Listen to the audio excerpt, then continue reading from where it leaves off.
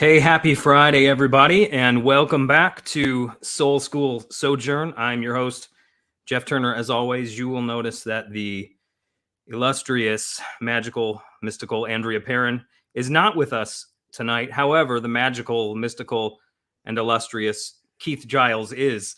And I know probably for most of you watching, unless you've happened onto this channel and onto this show through maybe some of my social media, the majority of you probably are here because you know Andrea. But for those of you who have arrived here by means other than me, you might not know who Keith is, but this guy's a big deal.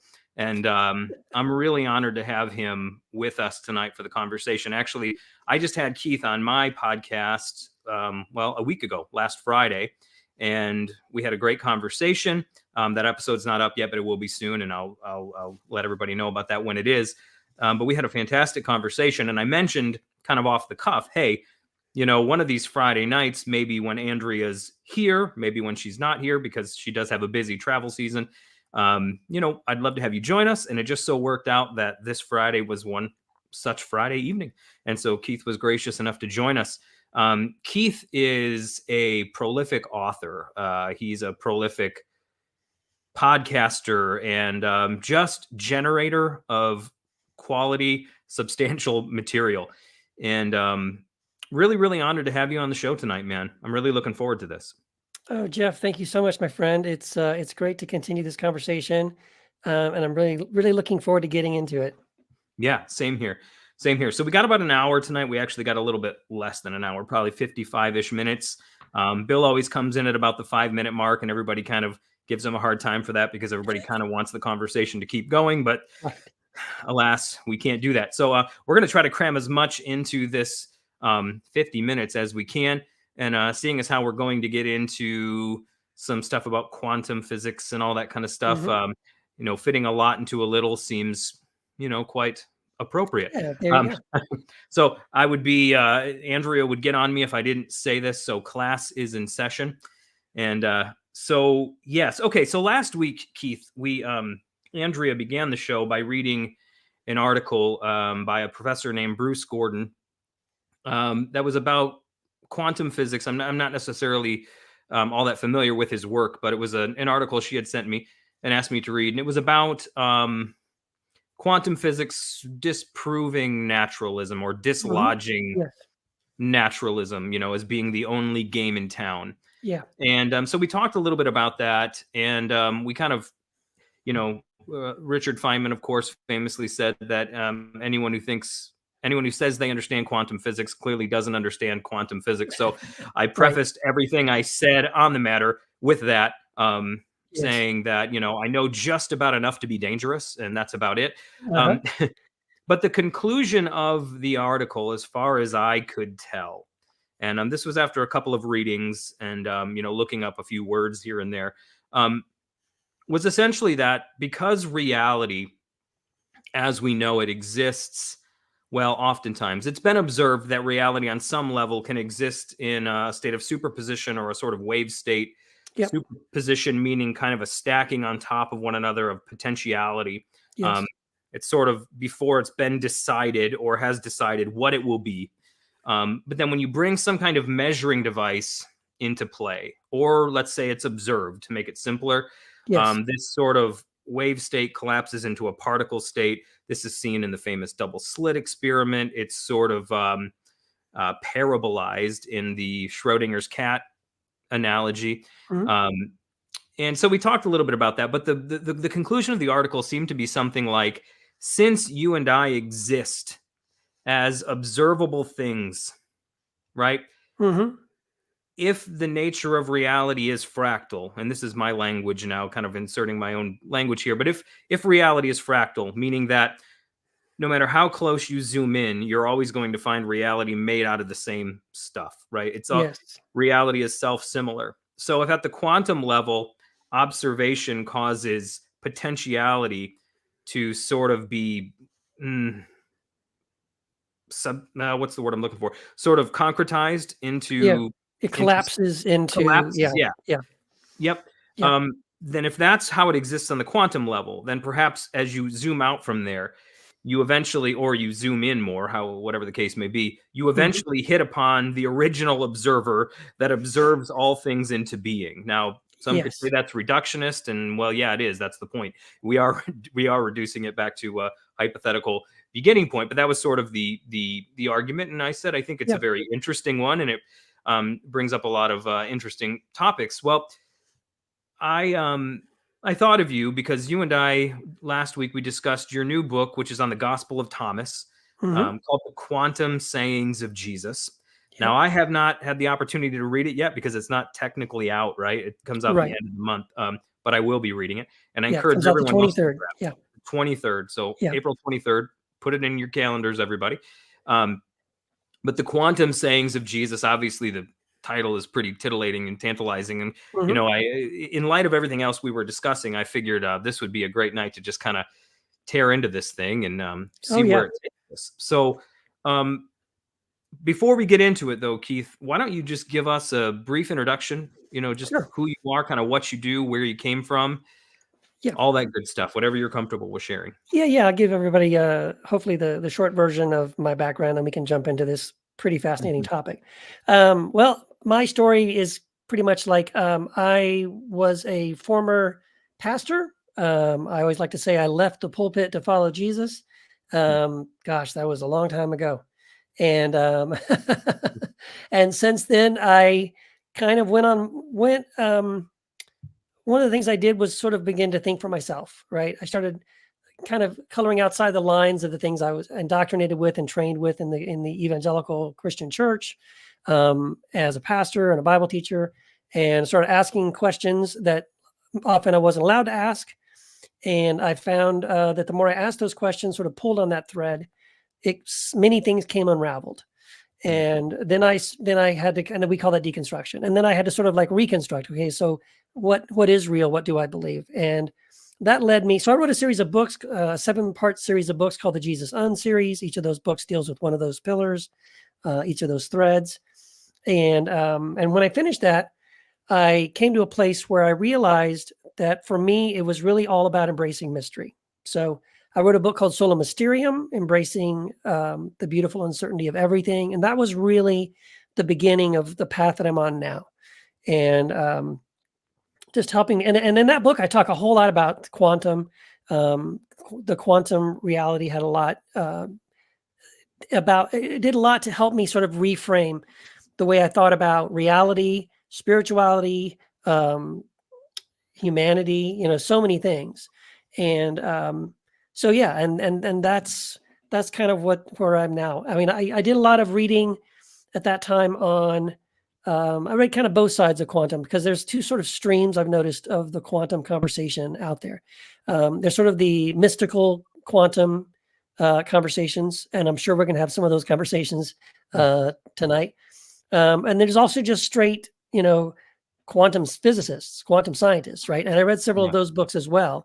And a lot of times many a times they're trying to avoid sounding like mystics or sounding like philosophers or theologians, but they can't help themselves. Right. Um, and that's what I thought. That's what I found super fascinating because Yeah. I would read something in a quantum physics book that sounded a lot like Jesus or sounded a lot like Black Elk or sounded a Mm, lot like things I've read from other mystics like Rumi or Richard Rohr or people like that. And I thought, there's something here. There's something fascinating about the overlap between science and theology and mysticism and philosophy, um, especially when you realize they're all kind of pointing to the same kind of thing. yeah. And that's exciting to me. Yeah. No, absolutely. And my own life has followed a similar trajectory to yours. And those listening to the show know that I was a pastor myself for 12 years. Sort of left that behind. It's going to be 8 or 9 years ago now. I don't know. It was a while ago. But I was that for about 12 years, and I became an atheist for a season, pretty hardcore, whilst pastoring, desperately trying to find, the escape hatch, and searching for a way out. And in that time, though, my faith kind of took on a new shape, and I liken it unto the whole, we've talked about this a lot in this show, the whole Hegelian dialectic of Mhm. thesis, antithesis, and synthesis. And so for me, I had the thesis going in that everything was one way. I met the antithesis along the way of all these contradictory ideas about God, contradictory thoughts, contradictions just concerning reality itself, and encountering human beings that I didn't encounter when I was kind of in this hermetically sealed religious environment, and Yeah. having to stretch my mind and think bigger. And so then I encountered the antithesis, which sort of swallowed up and ate up the thesis. And then after a while, those two things merged and came together, and out of them came synthesis, and that is, in alchemical terms, the coincidentia oppositorum, or the coincidence, the coincidence of opposites, right? Where two opposing things seemingly come together. Yeah. And instead of forming a sort of chimeric hybrid of the two, you get something you've never had before, right? Yeah. And so, for example, Stephen Jay Gould famously said that science and religion are non-overlapping magisterium. And, so like you said, you often have the quantum physicists, or just the physicists, who will kind of dip their toe into the quantum pool and will be careful to, distinguish themselves. I'm not getting into all the woo-woo stuff here, Right. And then you have the other ones who are just, it's all about the pyramids or spaceships and everything Right, else. exactly. It's like you've got one end or the other, and they're Yeah. desperately trying to avoid each other. But the deeper both go in, the more they begin to sound like one another. Yeah. And I was reading Meister Eckhart yesterday morning, and he said that the mystics of all stripes all speak the same language. They do. Religion divides, and religion speaks in many tongues. Religion is sort of like the Tower of Babel, in which our our thinking and our language is confused, and we're all divided. And the symbolism of Pentecost, the day of Pentecost, where they're all speaking in these sort of unknown glossolalic tongues, but everybody seems to understand, is that scattering comes back together in a singularity, and then it spreads out again. And so, I find that the more these individuals try to distinguish themselves from one another, the more they end up sounding like one another, and the more you realize we're really all talking about the same thing here. Yes, and right. But we're all in our own little camps. We're all in our own little bubbles. Yeah. And so we think it's, only this way, or it's only this way. And, Christians avoid this stuff like the plague, because they call it Gnostic, they call it New Age, they call it all kinds of things that I'm like, why are you running from that? That seems pretty interesting to me, but still, especially, well, I would say especially, well, again, as someone who was a Christian, there was a time when I was a Christian that I would have been running as well. But I think now I'm at a place where when I'm looking at quantum science, I'm hearing quantum physicists speak. And even when I hear Meister Eckhart or Black Elk or Rumi or some of these different, it doesn't really matter. I still hear Jesus, right? And so I don't hear contradictions to Jesus. I'm hearing things that are in line with things that Jesus said. So, and so I want to go back to something you were saying earlier about, because this is, I think, so significant. And it's really one of the things that is the game changer with quantum physics. So for the longest time, science, you have, like you said, so this two opposing forces, religion and science, right? Or science and philosophy, if we want to just say, academically. And so, scientists for the longest time have argued that the only thing that's real is matter, right? We live in a material universe, and that means physical objects, molecules, atoms, things we can see and taste and touch and measure. And that's reality. And by saying that, what they're denying are mystical experiences, having a spirit or a soul, anything having to do with, theology or things like that. And philosophers and theologians have counter-argued to scientists, if it's true that we live in a universe that's only material, and then things like the soul and the spirit and spiritual reality isn't real, then they've challenged scientists for the longest time. It's been this back and forth debate. We've challenged scientists to say, then explain how human consciousness arises out of molecules and atoms, right? Out of matter. And of course, scientists cannot answer that. And so but there's been this back and forth tug of war for the longest time. But when quantum physics comes around, again, it was beautiful because it's coming from the physicists themselves as they are studying the foundational building blocks of the universe itself. What they are realizing is that we have been asking the wrong question. We have been asking the question, how does consciousness arise out of matter?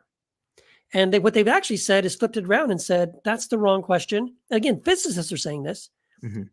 What we're learning from quantum physics is the real question is, how does matter come out of consciousness? Meaning consciousness is the beginning, is what starts everything. And I want to read a quote to back that up. So I quoted this on my book, Soul Mysterium. This is the very famed quantum physicist. His name is Sir James Jean. This was in a book he wrote called The Mysterious Universe. And on page 137 of his book, he says this, speaking of what we learn from quantum science, he says, the stream of knowledge is heading towards a non-mechanical, non-material reality. The universe begins to look more and more like a great thought or a consciousness than like a great machine. Mind no longer appears to be an accidental intruder into the realm of matter. We ought rather hail it, meaning the mind, as the creator and governor of the realm of matter, meaning consciousness came first. Mhm. Now that is a radical statement. And so again, for a non-deist physicist to proclaim that what they're learning from quantum physics, from science, it's telling them that consciousness is what came first. It's the original, force in the universe. And that is so powerful and so significant, and it changes everything. It changes the game. And it makes us realize, again, this it's sort of like these are interchangeable terms now all of a sudden, right? Because you have statements in the Bible. I studied the Bible for a very long time, and you have statements in the scriptures in the New Testament that sound a lot like some things that quantum physicists say, right? Mhm. Like Paul, speaking of the Christ, will say that all things were made by him and for him and through him, and without the Christ, nothing exists that does exist. Well, just change the word Christ for quantum, the quantum field, and that statement is still true, right? In other words, we're talking about something, a consciousness, a force, an original great consciousness, a great quantum field, that all things exist by, for, and through. Paul also says in the book of Acts, right? He says to idol worshiping pagans, not Christians, he says that this Christ, this force, is the one in whom we all live and move and have our being. Well, that's also true of the quantum field, right? Mhm. And so that's just one of the things that's really fascinating about it. And again, I start seeing overlap between these things. Around the same time I was writing Soul Mysterium, I started reading a marvelous book called Black Elk Speaks. And Black Elk was a Native American shaman, and someone sat down right before he died and he dictated his story, and they wrote it down in that book. And there's a quote in that book where Black Elk says this. He says, the first piece, which is the most important, is that which comes within the souls of people when they realize their relationship, their oneness with the universe and all its powers. And when they realize at the center of the universe dwells the Great Spirit, and that its center is really everywhere because it is within each of us. And again, this echoes things that mystics and theologians and now quantum physicists are saying is true, that there is this great reality that connects all of us together. And I think that's really exciting. Yeah. No, absolutely. And in some way, I mean, whether you're talking about, the kind of sudden satoric, sudden enlightenment of Buddhism, or just these other epiphanic experiences we talk about, maybe more mystical streams of Christianity, or even things people experience when putting on the God helmet. You know what I mean? If you know of that, I mean, there is this experience people have of their borders being dissolved, or if you're talking about a psychedelic experience, right? Yes. Whether it comes via the delivery system of psilocybin or dimethyltryptamine or something like that.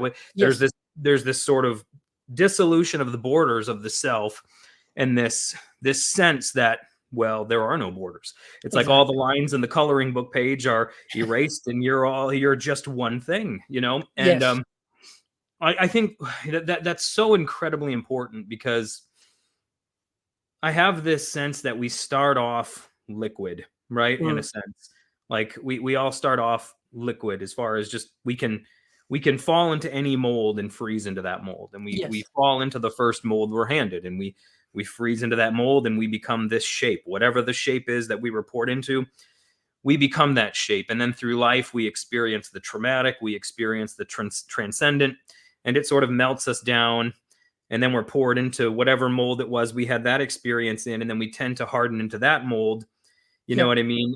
Yep. But I think the goal is to stop hardening into different molds and to so experience the heat of the numinous that Mm. we become a vapor, Yeah, there you that go. that is not something that is sitting and solidifying, but that is sort of mobile, right? And Yeah. that can be kind of all things, but at the same time knows that there are moments when it can localize. Right. It can, let's say coalesce and become, for a season, experience maybe Christianity in a mystical way, and then it can dissolve again and dip its toes into Hermeticism or Hmm. something. But like you said, it's experience that expanded consciousness where it knows borders are an Yeah. illusion, and so it knows that it can dip its toes into any pool and find the same ocean, Yes. right? And I think religion is that which tells us we can only remain in this mold, right? Right. Very rigid. Spiritual, Yeah. yeah, It's a box, really. It's creating a box, and you can't draw outside that box. You can't venture outside the boundaries of that thing. yeah, And exactly. yeah, that's exactly And right. spirituality is sort of the dissolution of it. Hmm. But then I think there's also this beautiful coming together of the two. And we often speak of religion only in the pejorative, but the last few years I've been thinking a lot about the utility of religion. And in the next Hmm. hour, Rupert, guy who the viewers will know, and I are going to be talking about this, I think specifically, but that there is this sort of, once you've experienced, you begin religious in some way. That's the thesis. Sure. Then you Sure. experience the antithesis of either the traumatic or the transcendent, is what I usually say. And there might be a third option in there, or fourth or fifth, and you kind of experience that dissolution. I think when you experience the reality, like I said, of becoming sort of like a vapor, and I'm using this illustration Mhm, again, mhm. that's where you realize that you're not limited, you're Yes. unlimited, but Yes. you can, for seasons, limit yourself to certain experiences to have the experience. Oh, Because yeah. No, yeah. Yeah, no, yeah, Ram Dass, right? You've heard of Ram absolutely. Dass? Yeah. Yeah, Ram Dass talks about that, about how, Mhm. he kind of did that full circle thing where, again, started off in some religious things, broke out of that, had these crazy, wild, mystical experiences, but later on in his life found comfort in going back to visit like a little Baptist church down the road from him. And Yeah. not because he now agreed with, and he still didn't agree with most of what they were saying, Yeah. but he could enjoy their enjoyment of God at Mhm. whatever level they were having it, right? And he could sit with them in that without feeling himself judged and without judging them. And that's Yeah. that's that's wisdom. You know what I mean? I think Yeah. that's a progression of true spirituality when we get to the Yeah. place that we're no longer offended by people that hold different views than us. This again is what I was talking about in Sola Mysterium, right? Embracing the beautiful uncertainty of everything. It isn't about Mhm. being right. It's not about, because even the things we're talking about, I mean, let's go back to quantum science, right? Quantum Mhm. science isn't about certainty. My gosh, that's why Richard Feynman said, we're talking about quantum physics. Like, if anyone says they understand it, they're lying, or they don't know what they're talking about. They don't Mhm. understand it. And so again, it's quantum physics isn't about, oh, we've got it figured out. It's like, it's a great mystery in itself. We're Yeah. looking at this, and it confounds us almost at every turn. We try to put our hands on it, it slips away. Yeah. Um, but it's nonetheless true, and we are learning things through this that are teaching us some things. But it also hopefully puts us in a posture, in a position where we're comfortable. I'm learning to do this, to get comfortable with the mystery, to be comfortable. I don't have it all figured out, and I don't Yeah. need to, and it's okay. Yeah. Yeah. Yeah. No, I love it. It's the difference between, I think I used this illustration last week, but it's like someone who's built a home Mm, can walk into Home Depot and not mistake the constitutive elements of a home for a home. there you go. Right? They Exactly. can they can walk in and they're like, they don't walk in and are like, wait, this is a Home Depot. It's supposed to be a depot full of homes. Where are all the homes? Nor do they Yeah. walk in and say, look at all the homes. Right. You walk in and you see these bits and these pieces, but if you've built a home or you've seen a home built, you know Yeah. You're looking at the elements that comprise a home, but That's they right. are dispersed, right? And then there are different systems that you can visit from time to time on your journey that Yes. reveal different patterns and different ways of Mhm. putting those things together to make a home, right? Right. And No, you it's can that's a make great analogy. Yeah, I like yeah, that. yeah. Yeah, and that's again the fascinating thing. Like I think one of the most kind of mind-boggling things about quantum physics is, and this relates to what I was writing about and writing about in my book, The Quantum Sayings of Jesus. Hmm. Because as I was looking at the Gospel of Thomas, I started noticing Jesus in the Gospel of Thomas quite often is um, speaking in a way that is, sort of um, rephrasing some of these same kind of quantum Hmm. concepts, and it seems the main sort of code or filter that Jesus is using all through Thomas is he seems to be talking to us about the illusion of separation, right? Hmm. The idea that there is no separation between us and the divine, and therefore there's no separation between us and one another. And Hmm. that is such a powerful message. And that's what it's exactly what quantum physics says, right? Yep. So what quantum physics says is that the way we currently experience reality through our senses is an illusion, right? Mhm. I talk all about in Solo Mysterium about that. Like I spend a lot of time talking about how like our senses really, like just take any of them, like our eyes, Mhm. you know, we know through scientific instruments and measurements that light exists on a wavelength like that's huge, and our eyes are only capable of seeing light in a very narrow range in the middle. Yeah. But there's all this light on either side that exists, and it's there all the time. It's there right now, but we're Right. totally oblivious to the light at any other spectrum outside the visible, very narrow visible range. The same is Right. true with our ears, right? Mhm. Dogs and bats can hear high frequencies we can't hear. Whales and dolphins can hear low frequencies we can't hear. Yeah. And those sound frequencies are, again, they're in the air right this second, Mhm. but we're not detecting them because, again, our ears can only hear a certain range, and that's true of everything. So our brains, the reality is, we are not experiencing reality right now as Yeah. it truly is. We're only experiencing a very small portion of it, and whatever portion our brain is capable of sort of making sense of for us. So Yeah. what quantum says Mm. is that even that isn't reality. Mhm. So we perceive reality through our senses as everything being separate, right? Um, you're over there, I'm over here. This is my coffee cup, right? There's all these different objects. Here's my computer, here's my desk, everything, and so we think that's reality because that's what we perceive our whole life. But what quantum science says is that that's an illusion. What we know now through quantum physics is that there's really only one thing that exists, period, anywhere. And that is the quantum field. Everything is only an expression of the quantum field. So you are an expression of the quantum field.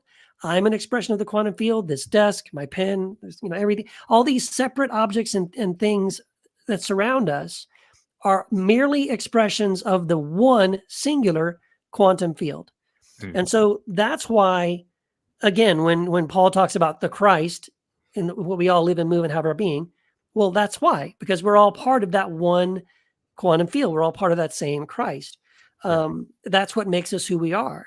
We're simply expressions of those things. So we perceive separation, we perceive it that way, but that's not the way it really is. And that connection that we have as human beings to the rest of the universe through a great consciousness, an original consciousness that Mm. started everything. Before there was any matter, there was this great consciousness. Yeah. Um, and again, I can't help but think in the beginning, Mm. everything was without form and void, but then there was this, let there be light, Mm. and again, it's just another way, an ancient way of telling a story that resonates with the current story as we're hearing it through quantum science, saying yes, this is right, this is the truth. Mhm. And I think that awareness of oneness, or if humanity could grasp an awareness of our oneness with the divine, in other words, that every human being we see, we would see the divine in that person. Mm. But then also, every single person we see, we would see humanity in that person. We would see a shared humanity, not just humanity. In other words, You're an expression of the quantum field just the same way I am. Yeah. And that changes a lot, right? I think. And the Mm. more I meditate on that, the more I realize that I think if we could really get this, Yeah. then how could we go to war? How could we walk by a homeless person and not, do something? Because they're not other. Suddenly Mhm. now no one is other. Everyone is the same. Everyone is part of us. We are part Yeah. of them. There's no us and them, in other words. There's just Yeah. us. Yeah. And that's exactly what Jesus is saying in the Gospel of Thomas. Mm. He's saying that over and over and over again. Don't Mm. believe this illusion that's been pulled over your eyes that everything is separate. The reality is we're all connected and we're all one. Yeah. Yeah, it's taking sort of Levinas's philosophy, if you're familiar with Emmanuel Levinas at all, the Mm. philosophy of the face to kind of a whole nother level, where Yeah. he talks about the face that, or the fact that to behold the face of the other is to behold the face of God. And Yeah.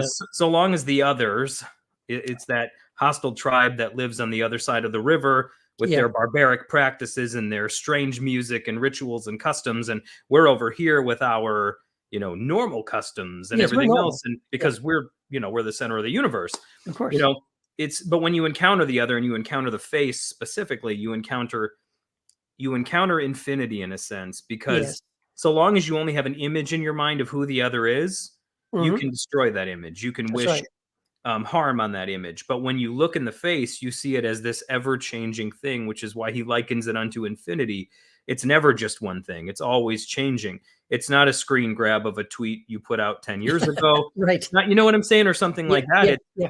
It allows for the fact that people change, people grow, people change and Yes. grow from second to second. Yes. Therefore, you lose that right to harm based on something that was done or something that you perceived they did. And that's one level of it. Well, because you relate to them. Those mirror neurons fire when you empathize Right. with them through the face. That's But right. then there's a whole nother level when you experience this dissolution of the borders of self, and you realize we're all expressions of the same Mm. divine oneness. We That's right. are one light shining through a stained glass window that when the light hits the floor, it looks like many lights. Mhm. But if you broke the window, you'd find only one light behind it. Exactly. And, Exactly. and that's who we are. And you can see it even in the Genesis story, Mhm. which is humanity, I think, probably trying to tell this story in some Yeah. ways. You see, Yeah. as you said, in the beginning, there's no form, everything's void and formless. And then the voice speaks, and by divine fiat begins to construct a stained glass window that it can stream itself through to Yes. express itself in these different ways. Yes. These different levels and layers of creation, sort of the crescendo being human beings, because we're the center of everything, right? And so you have that, and then you have that same expression then begins to come through humans, where Mhm. the animals that are expressions of this divine oneness are then blessed to receive Yes. their names, right? And so Mhm. you see the fractal nature of reality passed on, because the created now becomes a creator in some sense. And I can never look at that without thinking of Memories and Dreams Reflections by Jung, where he talks about us being second creators. Every time we behold Yes. something that's never been beheld, we sort of help that part of the game map to render out a little bit more clearly, Yes. in reality, and kind of absorb it into the collective. But It's a very quantum way of speaking, isn't it? That's it exactly is, right. yeah. That's exactly right. Yeah. But then once there's the fall, right? There's the partaking of the knowledge of good and evil, which in my thinking, I don't think it was totally off limits to them. I think it was simply that was something that had to be, let's say, earned. It just wasn't something that was to be plucked Mhm. and devoured in a moment. It was something that Mhm. eventually you would have the right to partake of, Sure. but not now. And it was Yes. sort of forced upon them. And I kind of look at it the way that I look at childhood trauma or even abuse or something. Mhm. It's things and concepts are forced upon you way before you're ready to have them forced upon you. And Right. it kind of is a robbing of innocence. But immediately what happens is they begin to put barriers between them and everything else. So they put Yes. on garments of fig leaves and then garments of skin. And then it just keeps going outward and outward and outward Yes. until they're building walls and cities around themselves. Mhm. So they were originally naked and Right. felt no shame. Now it's this constant, putting up of layers and Yeah. separation and this running from oneness, rather than melting into oneness. Yeah, And no, and I would say yeah. let's back it up even there. There's also an a very fascinating little thing that happens as well when it says that God creates man, humanity in God's image. Mhm. Um, then when God goes to make Eve, it actually says that He separates Yeah. basically Adam from Eve, as if Eve and Adam at one point were one. Yeah. They were within one another. So there was a oneness even in humanity. Humanity was created as one and Mhm. was separated into the separates of male and female. And like you Mhm. said, then those divisions keep going and going and going. And then again, this is what's so fascinating is when we get into the New Testament, we get to Jesus and we get to Paul, we see them saying things that seem to suggest that is being reversed or that Yeah. everything's being restored, right? That promise is like, behold, I am making all things new. It's like, well, I'm taking things and making them the way they were in the beginning. I'm bringing everything back to this original oneness. So Yeah. Paul says in Galatians, this is one of the first epistles that Paul ever wrote, and he says in that epistle, he says, there is no longer male and female, right? That's the original separation. There's Yep. no longer Jew and Gentile. There is no longer, old and young, rich and poor. He goes down the list. You get the idea. He's trying to say all the us and thems. He goes, in Christ, all of those things disappear because in Christ we are all one. Mhm. Okay, whoa, what a mind-blowing idea, but that's Yeah. exactly right. That's exactly it. This idea that all reality is one and we are all connected in this beautiful oneness. And so the idea that the Christ, this concept of the Christ, I think it's just a terminology, it's a metaphor, right? It's Yeah. the chosen metaphor that Paul really develops mostly for Mhm. us. The concept of Jesus as the Christ, you can see it progressing throughout the New Testament. In the beginning, if you read like the earliest Gospels, like in Mark, we think he's the Messiah. And so the Messiah was sort of as far as it went. And then in Matthew and Luke, you have more of an idea of like what this Messiahship means. Maybe he's the Son of God. Maybe he's God the Son. And when we get to the Gospel of John, it's full on. In the beginning was the Logos, and the Logos was with God, and it was God, and then it became flesh. Like, okay, whoa, that Yeah. we have made a huge leap here from just this one little guy to Messiah, to Son of God, to the Logos again, or the Christ, through whom all things exist and were created. And so that's a progression of an idea that the early Christians developed and that Paul developed.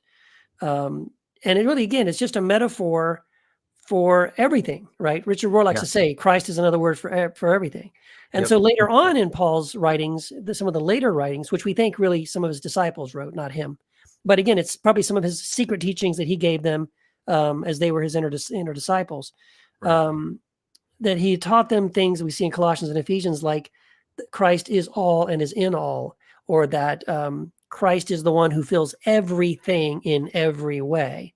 So again, it's this very expansive idea of the Christ, and the Christ goes from being something that only Jesus embodies to something that everyone embodies. Paul says, we are the body of Christ. So now Christ exists in us. We are now incarnations of the Christ in the world. And it's this outward, like you were saying, it just keeps going out and out and out and expanding. You use the metaphor of water. I like to use the metaphor of fire as well. It's it's like if there's a huge bonfire, we're all standing around this huge bonfire and we all have candles. And one by one, we stick our candles in the fire and we light our candles. And there could be 1,000 of us standing around this bonfire. And you might look and see, oh my gosh, there's 1,000 little flames, 1,000 little candles. And on one level, sure, there's 1,000 candles, but really, all of those flames came out of the one flame. They are just pieces of the one bonfire that was in the middle. And it's this idea that all flame is one flame. All consciousness is the same consciousness. There is that oneness, that connection that draws us all together. And so on one level, we perceive many, many flames, many, many individual people, many, many different consciousness embodied in ourselves. But the reality is it all came from a singular source, a singular consciousness, and it's all shared. And I believe in the end, it's all going to go back to that, right? Yeah. And then who knows what form it's going to take, right? We can have lots of theories about that. But it's very amazing. It's very exciting. And I think, again, for me, I keep saying it changes everything for me. And I think it's something that I hope that humanity can wrap their brains around, because I think we have so much division right now, right? We're probably more divided than we've ever been in the history, certainly of this country, in a long, long time.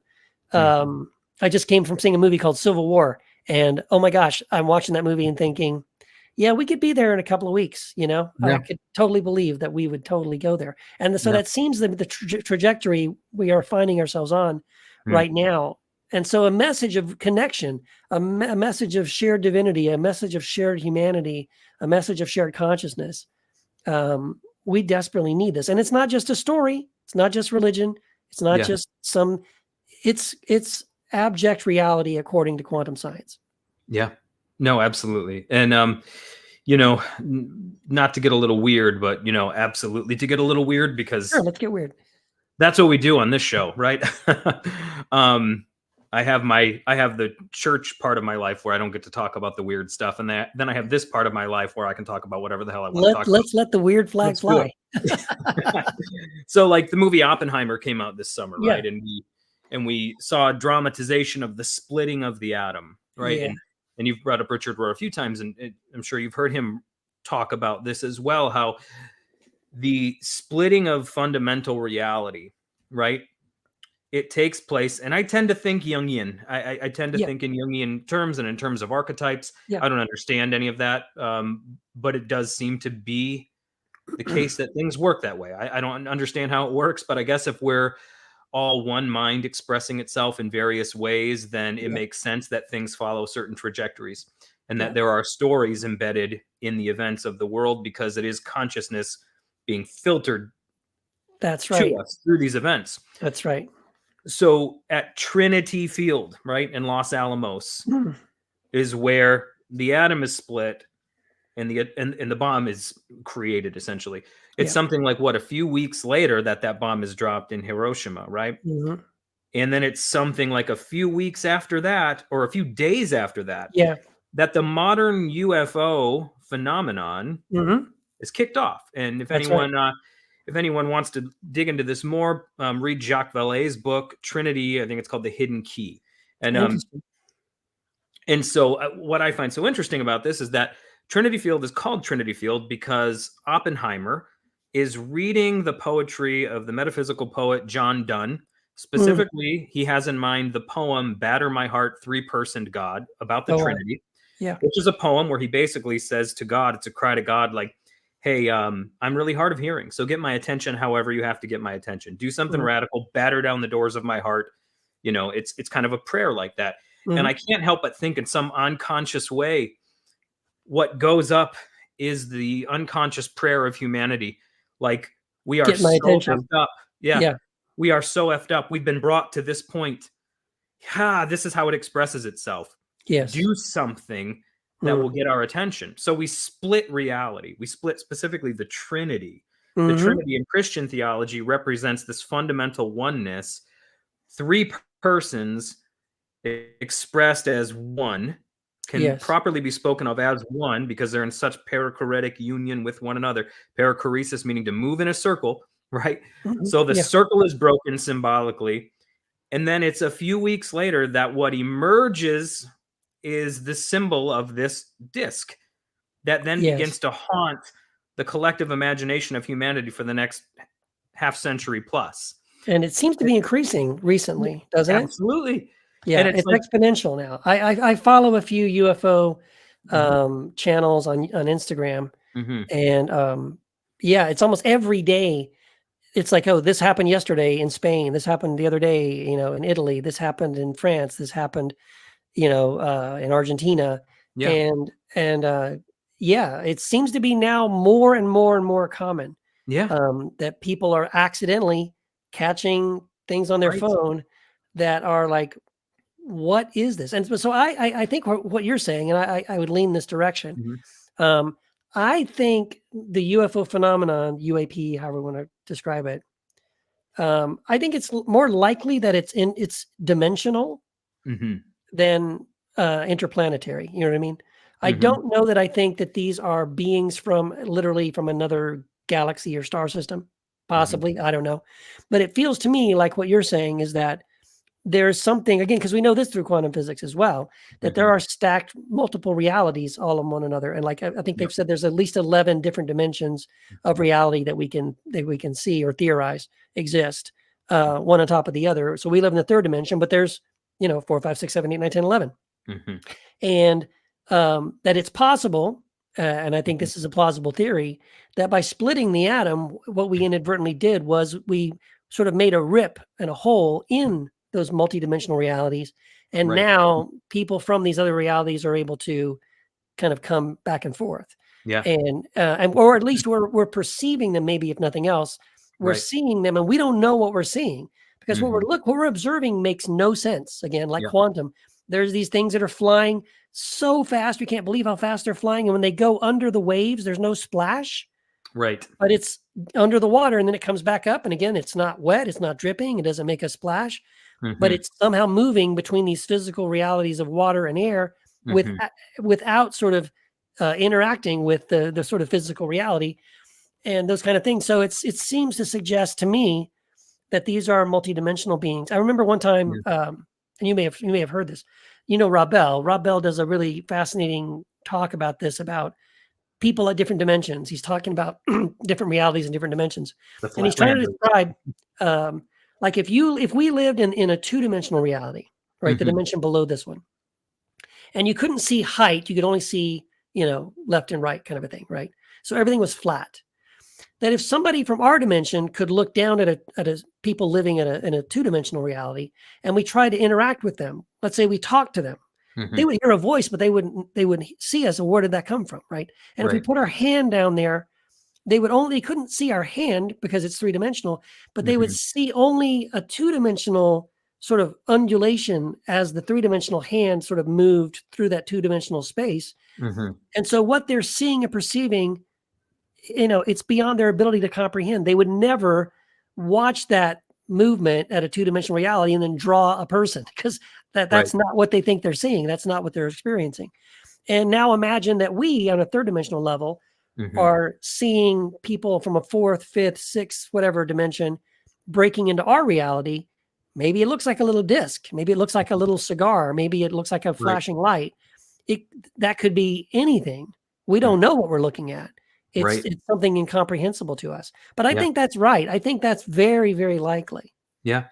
Yeah. And I think too, like, even if you take it into the symbolic level, because I think reality does, again, I have no freaking idea how it works, but it does seem to be the case that as this divine consciousness streams to us, that it kind of passes through the membrane of our perceived reality. Yes. And takes the form of what we needed to take the form of to teach us what we need to be taught. There you go. And so we split apart the circle, the circular unity, right, of the Father, Son, and Spirit symbolically, or however one wants to interpret it. Like that unity, like all of us have stared up at the ceiling fan in our bedrooms or a hotel room, late at night, thinking deep thoughts. And those blades are spinning so fast, they look like a disc, right? Yes. Because of that oneness. And there's that motion of oneness that makes God, that makes whatever. And so we split that and we come up with a way to destroy each other like we've never had in human history. And then what happens? Up from that rubble emerges this enduring symbol of a disc, right? And not all UFO sightings are discs. In fact, they've taken on a lot of different forms. That's right. Sometimes they're triangular. They're different balls that move around and change. Sometimes even split apart. I remember one video, they're tracking it and it became two things and it went back to becoming one thing. Like, what is it? That's why I think it's multidimensional. I think that's what you would expect to see if something was from one dimension interacting with our dimension. Yeah. But that the most enduring symbol is that of that mandalic circle, to me, represents exactly what we're talking about tonight. It represents this call back from fragmentation into wholeness. Yeah. It's a call back to this. It's that batter my heart, three-person God prayer. What do? Here's what you do. You defrag yourself. Yes. You come back into this place of unity and wholeness, which comes as a result of experiencing this dissolution of borders and being able to see yourself as the other, right? Yeah. Like you said, like, we're so split and divided between right and left and everything right now. And a lot of it's justifiable and I completely understand it. But having come from the background I've come from, I have a sympathy for my friends my Yes. more conservative friends that a lot of people don't share because they didn't come from that. That's right. That's know? who I used to be. I know Yeah. exactly what they believe. I know why they believe it. I used to believe it. I used to Yeah. believe the same things for the same reasons they do now. And Exactly. we weren't evil people. No. Some of our actions may have been unintentionally evil, Right.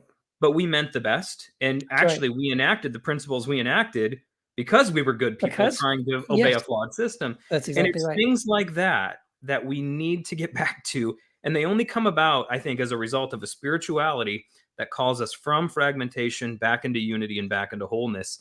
Yes. And, you know, I just think that's an enduring universal symbol that always comes back to haunt us. And I think it ties in very nicely with what we're talking about tonight. I see Bill's popping up with the 5 minute, and that was Yep. about 2 or 3 minutes ago. So I know we're getting close to the end. So Keith, this has been awesome. Yep. In the last couple of minutes, why don't you tell us what you got going on? Any place that people can find you and find your work? Yeah. Yeah, just let her rip. Absolutely. Yeah. Well, my name's Keith Giles, and you can find me. My blog is just keithgiles.com, KeithGiles. I host the Heretic Happy Hour podcast. I have a solo podcast called Second Cup with Keith. I'm on the God Squad every Wednesday night with John Fugelsang on Sirius XM Radio. And my new book is The Quantum Sayings of Jesus, Decoding the Lost Gospel of Thomas on Amazon. Go check that out. And you can find me on social media. I'm happy to connect with anybody who'd like to connect. Yeah, definitely check out all of his books. Check out the Heretic Happy Hour podcast, Keith's personal podcast. They're getting ready to relaunch the Heretic Happy Hour podcast with all kinds of insane guests. That how you landed these guests, I don't know, but you did. Yes, we did. And it's amazing. And so check that out. Subscribe to all of those things. Check out Keith's blog and all of his books. You'll be tremendously enriched by it. And I trust you guys were enriched by the conversation tonight as well. I was. So Keith, thanks so much for being on tonight, man. And I really hope we can do it again. And I hope we can do it again sooner rather than later. So, yeah. Hey, just let me know. I'd love to do it. Thank you all so much. Yeah. Thanks everybody for joining us tonight. And until next time, class is dismissed. Peace.